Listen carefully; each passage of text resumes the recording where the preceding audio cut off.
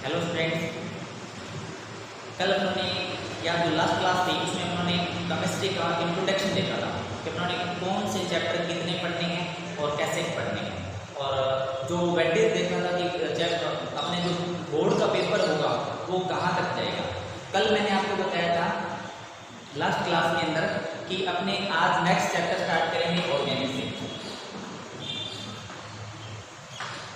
Organic chapter start करते हैं और मैंने आपको ये भी बताया था इंट्रोडक्शन के अंदर कि ऑर्गेनिक का सबसे पहला चैप्टर है 10th चैप्टर। एक बार हल्का सा उसको दोबारा से रिवाइज करते हैं और उसमें मैं आपको बताऊंगा कि अपने चारों चैप्टर को कैसे पढ़ना है। ये था हेलो एल्केन और हेलो एरीन। 11th चैप्टर था अल्कोहल, फिनोल और ईथर। 12th चैप्टर था एल्डिहाइड, कीटोन और कार्बोक्सिलिक अम्ल।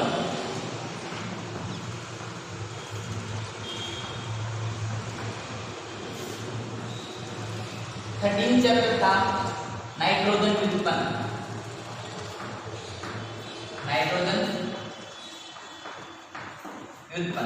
ये मैं आपको इसलिए बता रहा हूं कि इन चारों चैप्टर के अंदर एक चीज कॉमन होने वाली है, और वो क्या होगी कि इनका जो स्टार्ट करने का जो प्रोसेस होता है ना वो बिल्कुल सेम चलता है। देखो, सबसे पहले हम पढ़ेंगे वर्गीकरण।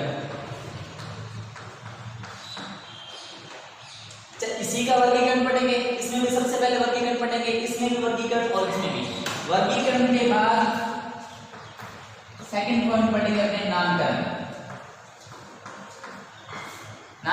कार्बनिक यौगिकों का IUPAC नामकरण। फिर थर्ड पॉइंट आता है मेथड ऑफ प्रिपरेशन, मतलब बनाने की विधियां।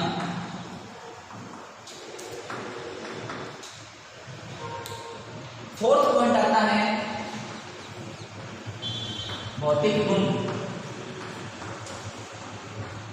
और लास्ट और फिफ्थ पॉइंट आएगा रासायनिक गुण।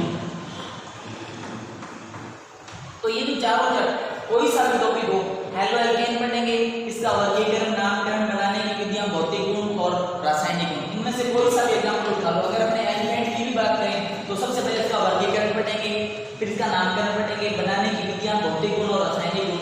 ये चीजें सब में कॉमन आने वाली है। अभी अपने स्टार्ट करने जा रहे हैं 10वां चैप्टर, और उसका नाम है हेलो एल्केन और हेलो एरीन। लास्ट क्लास में मैंने आपको बताया था कि आप लोग एक आधे दिन के अंदर जैसे भी है आपके पास जो भी बुक्स वगैरह, नोट्स वगैरह अवेलेबल है, उसमें आप IUPAC चैप्टर पढ़ें। अगर अपने IUPAC चैप्टर पढ़ लेते हैं तो अब ये जो चारों चैप्टर है वो बहुत इजी हो जाएंगे। और एक चीज और बताने जा रहा हूं मैं आपको, इन चारों चैप्टर में अगर अपने 10th चैप्टर बहुत अच्छे से कर लेते हैं ना, तो आप ये मानो कि इसकी लगभग 40% जो रासायनिक समीकरण है ना, रासायनिक समीकरण वो रिपीट होगी, बार बार रिपीट होगी। इसकी रासायनिक समीकरण वो आगे वाले चैप्टर में जाएंगी, उसमें आगे वाले में जाएंगी, और फिर उससे भी आगे वाले चैप्टर में वो समीकरण जाएंगे। तो अपने स्टार्ट करते हैं। सबसे पहले देखते हैं हेलो एल्केन क्या होता है और हेलो एरीन क्या होता है, कैसे बना होता है। अपने को ये पता है एल्केन क्या होता है, ये आप लोगों ने 11th के अंदर पढ़ चुके हो। इसका अगर कॉमन फॉर्मूला अगर अपने देखें CnH2n+2 होता है। एक छोटा सा एग्जांपल लेता हूं मैं, CH4 मैथेन होता है, आप जानते हो अच्छे से। इसी से उन्होंने हेलो एल्केन बनाना है।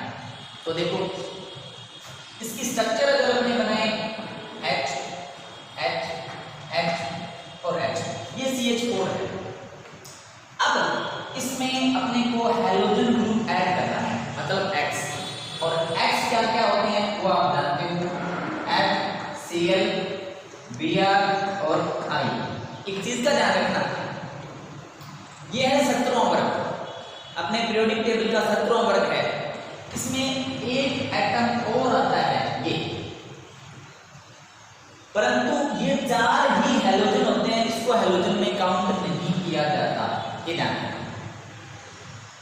ठीक है, तो इन 4 की स्टडी करेंगे अपने यहां पर।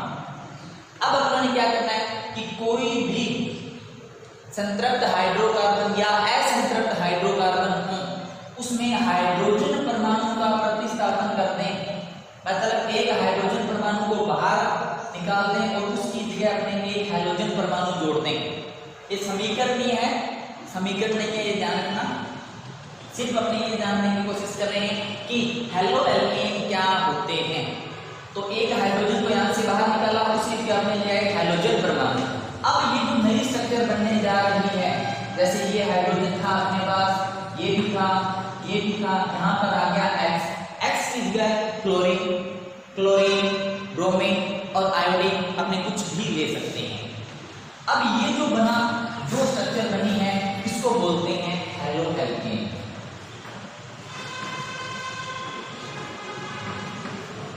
इस स्ट्रक्चर का नाम क्या होता है? Halo alkane. अब देखो, अब अपने पढ़ने जा रहे हैं हेलो एरीन कैसे बनता है। तो एरीन जो वर्ड है वो किसके लिया गया है? एरीन ग्रुप आप ये होता है C6H5। ये कहां से बना है? ये बना है, ये बेंजीन रिंग होती है, आप जानते हो उसको अच्छे से। अगर अपने बेंजीन रिंग पर उसके अंदर से एक हाइड्रोजन हटा, इसका फॉर्मूला क्या होता है? C6H6। अब अपने वापस वही काम करना है जो अपने यहाँ पे किया था। ये संतृप्त हाइड्रोकार्बन है, ये असंतृप्त हाइड्रोकार्बन होता है। इसके अंदर से भी एक हाइड्रोजन हटाएं और उसकी जगह एक हाइड्रोजन परमाणु ले आएंगे। एक हाइड्रोजन हटाएंगे तो क्या बन गया? C6H5। और इसकी जगह एक हाइड्रोजन की जगह क्या आ गया? X। ये होता है अपना हेलो एरीन। समझ में आ गई बात? इसको अपने एक फॉर्मूला और ARX से भी लिख सकते हैं। इसको अपने C6H5X से भी लिख सकते हैं। ये इसके कॉमन फॉर्मूले हैं। जैसे अपने हेलो एल्केन बनाया, अब ये तो एक पर्टिकुलर हेलो एल्केन हो गया। अगर हम इसका कॉमन फॉर्मूला लिखें तो इसके लिए अपने RX यूज करेंगे। क्या यूज करेंगे? R और X। ये इसका जनरल इंट्रोडक्शन हो गया कि हेलो एल्केन और हेलो एरीन क्या होते हैं।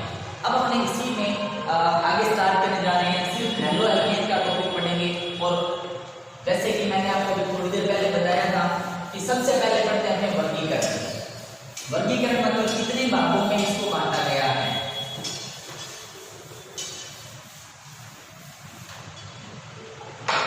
देखो, अपने स्टार्ट करने जा रहे हैं वर्गीकरण। सबसे पहला जो पार्ट है ना, वो है अपने हाइड्रोजन परमाणु की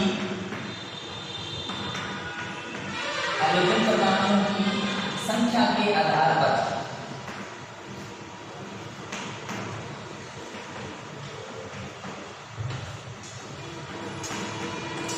हाइड्रोजन परमाणु की संख्या के आधार पर कितने भागों में बांटा गया है। इसमें सबसे पहला पार्ट आता है first mono halo alkane.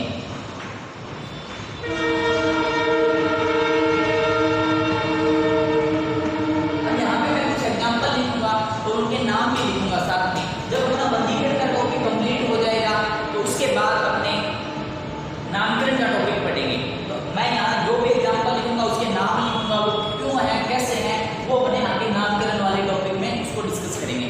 But सबसे पहले अपने देखिए इसका वर्गीकरण मोनो हेलो एल्केन। अब ये आप जानते हो और अपने लिखा है, पहले चेक करेंगे अपने हाइड्रोजन परमाणु की संख्या के आधार पर कैसे कैसे। इसके एग्जांपल देखते हैं, एग्जांपल से सारी कहानी क्लियर हो जाएगी। देखो, मोनो का मतलब होता है एक। अगर अपने ये लिखें CH3Cl, हाइड्रोजन की संख्या कितनी है? एक। अगर अपने ये लिखें CH3 CH2 CH2Cl, इसमें भी हाइड्रोजन परमाणु कितने हैं? एक। इसके नाम लिखने हैं। इसका नाम अपने लिख सकते हैं क्लोरो मेथेन।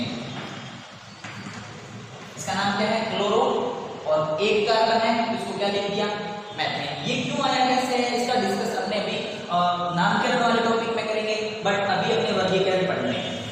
इसका नाम क्या होगा, 1 2 3 कार्बन हो गए और ये क्लोरो ग्रुप है, तो इसका नाम लिख लेंगे अपने, और इसका आईयूपीएसी नाम 1 क्लोरो और मैथ एक्ट और प्रोपेन।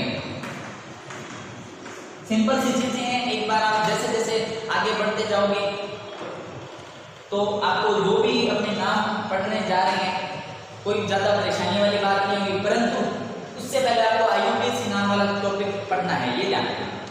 ये हो गया बस इतना ही, मोनो हेलो एल्केन, हेलोजन परमाणुओं की संख्या 1 होनी चाहिए, बस इतनी बात है। इसके बाद बात करते हैं सेकंड, डाई हेलो एल्केन। इसको चेक करते हैं, ये क्या है, डाई का मतलब क्या हो गया 2। तो अगर अपने कोई भी कार्बनिक यौगिक लें उसमें अगर हेलोजन परमाणुओं की संख्या 2 है तो अपने इसको डाई हेलो एल्केन में काउंट करेंगे। चेक करते हैं, जैसे CH3 CH, यहाँ पे Cl लग गया, यहाँ पे Cl लग गया, एक तो ये हो गया।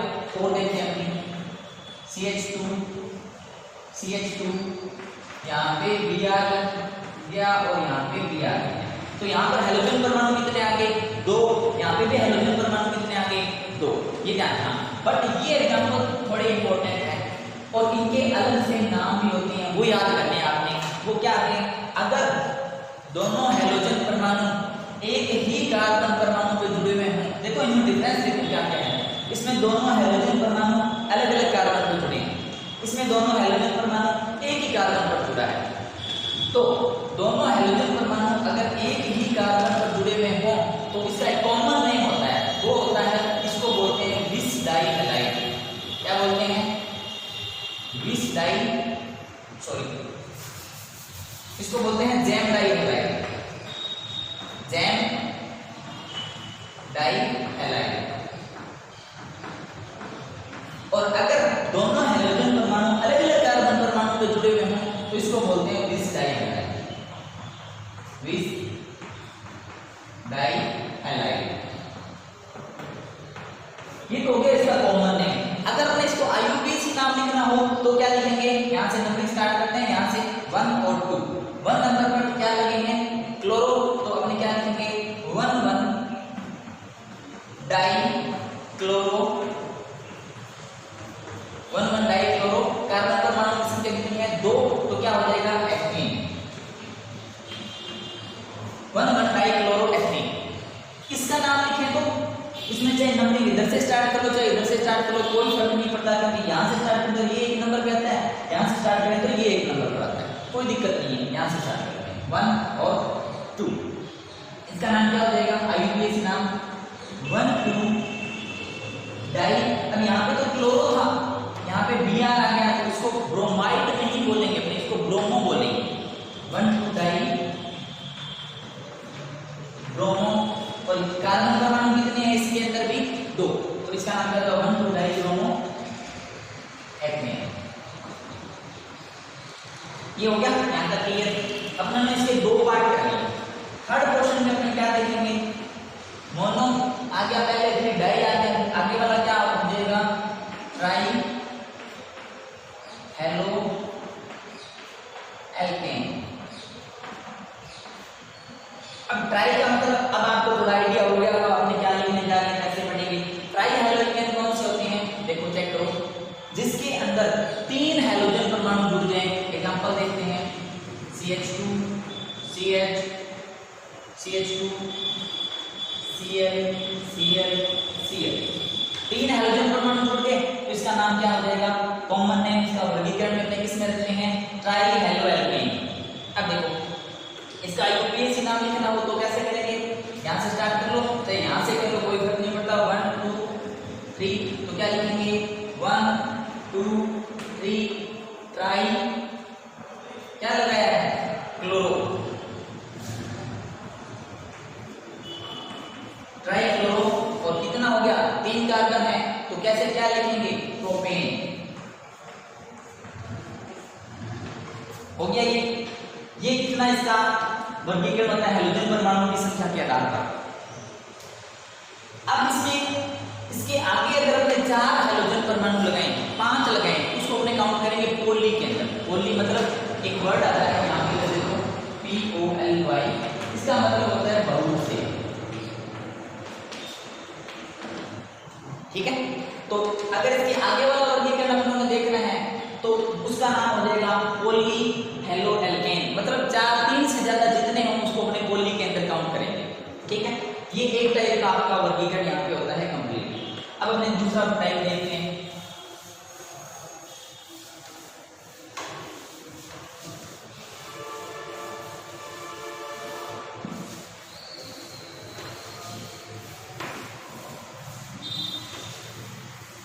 देखो दूसरा टाइप आता है इसका, वो है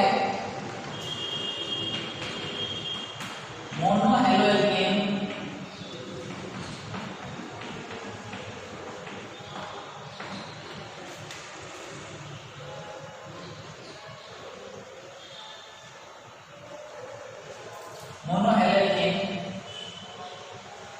से जुड़े हुए कार्बन परमाणु के आधार पर, मोनोहेलोजेन से जुड़े हुए कार्बन परमाणु के आधार पर इसके 3 टाइप होते हैं, फर्स्ट, सेकंड और थर्ड। ये वैसे आपने लेवल के अंदर पढ़ा हुआ है, परंतु अब देखो अपने क्या लिखने जा रहे हैं। ये होता है प्राथमिक, आपको आइडिया हो गया तो आगे नेक्स्ट कौन सा आने वाला है। अब आगे है द्वितीयक और इसको बोलते हैं तृतीयक। अब इसके और नाम भी होते हैं, इसको 1 डिग्री बोलते हैं, इसको 2 डिग्री बोलते हैं और इसको बोलते हैं 3 डिग्री। ठीक है, और अगर अपने इंग्लिश में बात करें तो इसको प्राइमरी मतलब P से रिप्रेजेंट भी कर सकते हैं, S मतलब सेकेंडरी द्वितीयक से रिप्रेजेंट कर सकते हैं, T मतलब टर्शियरी तृतीयक से रिप्रेजेंट कर सकते हैं। तो देखो इसके बारे में अपने पढ़ने से पहले मैं आपको एक एग्जांपल बताने जा रहा हूं, जिसमें अपने सिर्फ ये देखेंगे कि कौन सा कार्बन प्राथमिक होता है, कौन सा द्वितीयक होता है, कौन सा तृतीयक होता है। एक एग्जांपल लिखता हूं मैं, CH3 CH2 C CH3 CH2 CH3 CH2 CH3 और CH3। ये कोई एग्जांपल है, अपने को मतलब नहीं है क्या है। एक बार आपको सिर्फ ये चेक करना है कि प्राथमिक कार्बन परमाणु, द्वितीयक कार्बन परमाणु, तृतीयक कार्बन परमाणु ये क्या होते हैं। देखते ये जो कार्बन परमाणु है इसको 1 डिग्री बोलते हैं, या हाँ 1 डिग्री कोई 1 डिग्री प्राथमिक। या जब अकेला कार्बन परमाणु हो या एक कार्बन परमाणु सिर्फ एक ही कार्बन परमाणु से जुड़ा हुआ हो उसको बोलेंगे अपने 1 डिग्री। अभी मैंने आपको क्या बोला, अब देखो ये कार्बन परमाणु ये कितने से जुड़ा है, इधर से जुड़ा है और इधर से भी जुड़ा है, 2 कार्बन परमाणु से जुड़ा तो ये आ गया 2 डिग्री। ठीक है, अब देखो ये कितने से जुड़ गया, 1 2 3 और 4, ये आ जाएगा 3 डिग्री, ये 1 डिग्री, ये 2 डिग्री, ये 1 डिग्री, ये भी 1 2 3 से जुड़ा है, 3 या 4 से जुड़ा है तो 3 डिग्री होगा, 3 डिग्री, और ये 1 डिग्री, ये भी 1 डिग्री। ठीक है, तो ये कार्बन परमाणु के आधार पर अपने देखेंगे प्राथमिक एल्किल हैलाइड, द्वितीयक एल्किल हैलाइड और तृतीयक एल्किल हैलाइड वो क्या होते हैं, चेक करते हैं अपने। देखो अपने इसका एग्जांपल लेते हैं। अगर अपने पास ये है CH3I, ये क्या उसको क्या बोलेंगे 1 डिग्री। अगर अपने पास ये लें CH3 और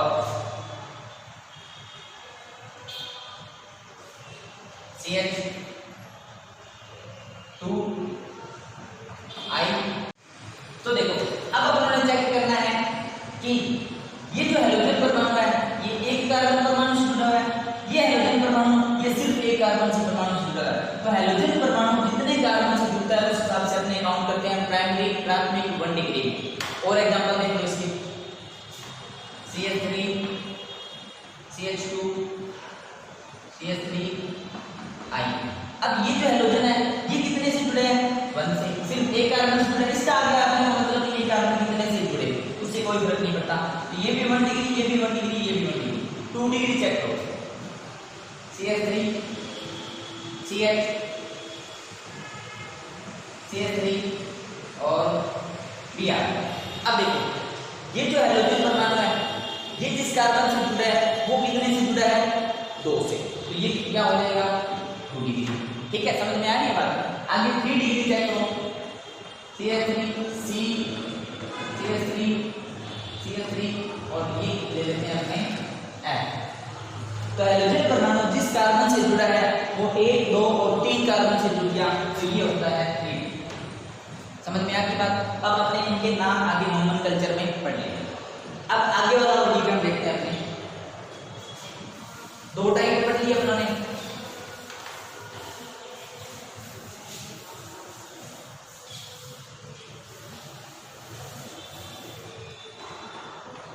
एक वर्गीकरण आता है आपका 2 टाइप लिखा हुआ है। थर्ड टाइप है एलिलिक हैलाइड।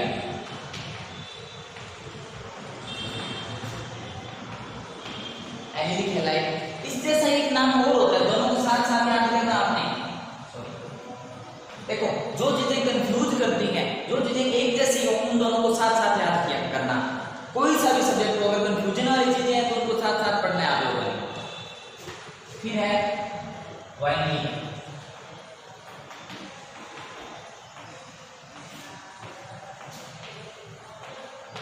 वाइनिल हैलाइड देखो एलिलिक हैलाइड मैं फॉर्मूला लिखा हूं CH2 डबल बॉन्ड CH2।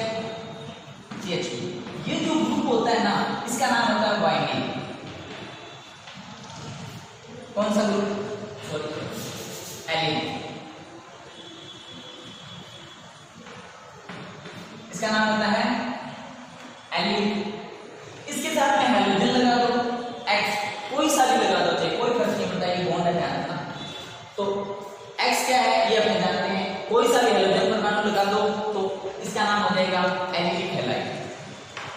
ठीक है, और उसके बाद हम देखते हैं वाइनिल। एक ग्रुप लिख रहा हूं मैं CH2 डबल बॉन्ड CH। ये इतना सा ग्रुप है, इसका नाम है वाइनिल।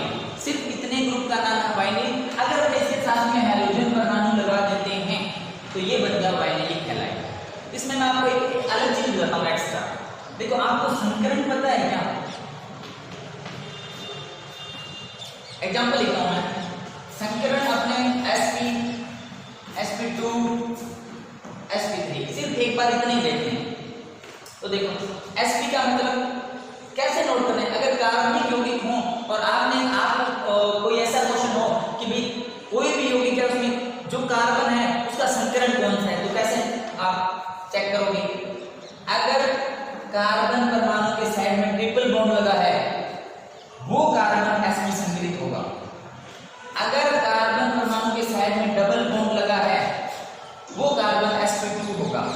और अगर कार्बन के चारों साइड में सिंगल बॉन्ड लगे हैं वो कार्बन sp3 कार्बन। इतनी कहानी क्लियर होगी। अब अपने को इसके अंदर देखते हैं कि इसको अप्लाई करते हैं।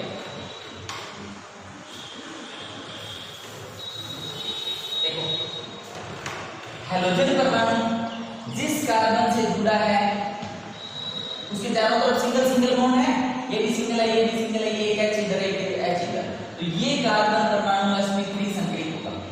कौन सा होगा? sp3 संकरित। इसके अंदर चेक करते हैं हैलोजन परमाणु जिस कार्बन से जुड़ा है उसके एक साइड में कौन सा बॉन्ड लगा है? Double bond. तो ये जो कार्बन है ये sp2 संकरित होगा। तो अपने एलिलिक और वाइनिलिक को दूसरे तरीके से बोल सकते हैं कि हैलोजन परमाणु जिस कार्बन से जुड़ता है वो sp3 संकरित हो, और ये कौन सा है? sp2, क्योंकि इसकी साइड में क्या आ गया? Double bond. तो दोबारा से देखो हैलोजन परमाणु जिस कार्बन से जुड़ा है वो कौन सा है? sp3 संकरित। ये कार्बन जिससे जुड़ा है वो क्या होना चाहिए? sp2। तो इसको अपने क्या बोलेंगे? Allylic halide. और इसको देखो हैलोजन परमाणु जिस कार्बन से जुड़ा है उसमें जो कार्बन होता है वो कौन सा होना चाहिए? sp2 संकरित। ये यहाँ पर कंप्लीट होता है। उसके बाद अपने बात करते हैं नेक्स्ट और वर्गीकरण देखते हैं आगे। देखो एडिंग हैलाइड, क्योंकि अपने चैप्टर के अंदर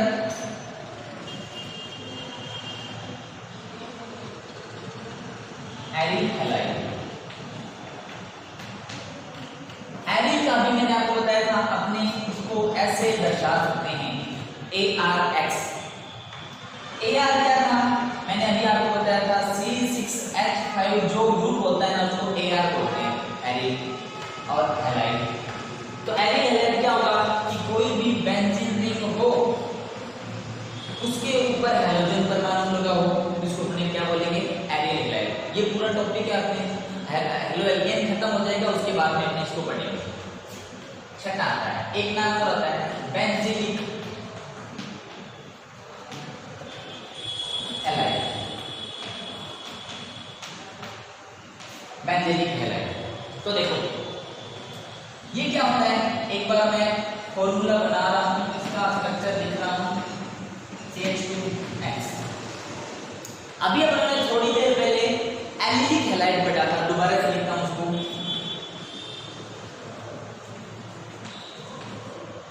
एलिलिक हैलाइड। ये फॉर्मूला लिखा था CH2 डबल बॉन्ड CH2 और X। अब देखो इसको इसके साथ अपने मैच करते हैं, इसमें कितना डिफरेंस है।